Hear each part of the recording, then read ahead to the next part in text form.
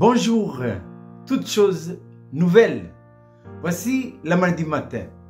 2 Corinthiens 5, 17. Paul dit ceci. Si quelqu'un est en Christ, il est une nouvelle créature. Les choses anciennes sont passées. Voici, toutes choses sont devenues nouvelles. Et tout cela vient de Dieu. C'est l'œuvre de Dieu.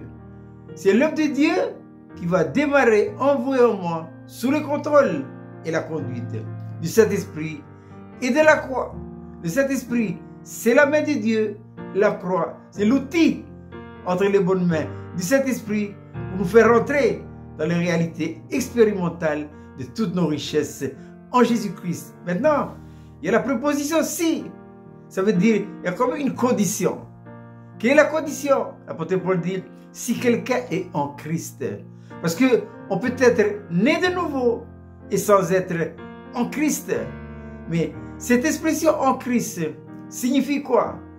Il faut aller dans Romains chapitre 6, verset 5, où Paul dit ceci. En effet, si nous sommes devenus une même plante avec lui par la conformité à sa mort, alors nous le serons aussi par la conformité à sa résurrection, une même plante et en conformité.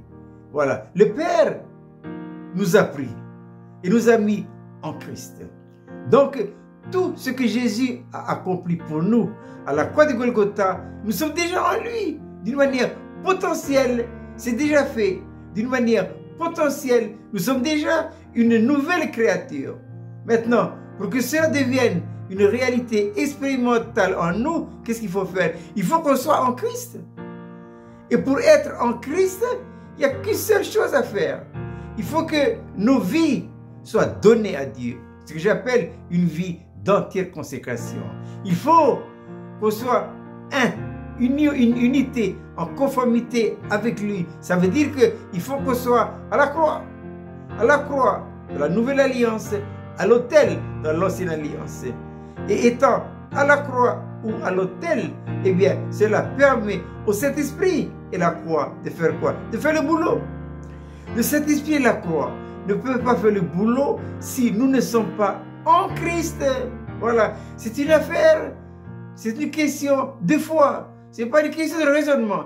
Il suffit simplement de comprendre le processus. Et quand j'ai compris le processus, je m'engage.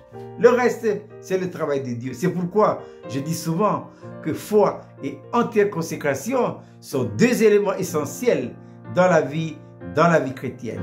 Je répète cette belle petite manne pour ce matin, toutes choses nouvelles. 2 Corinthiens 5, 17.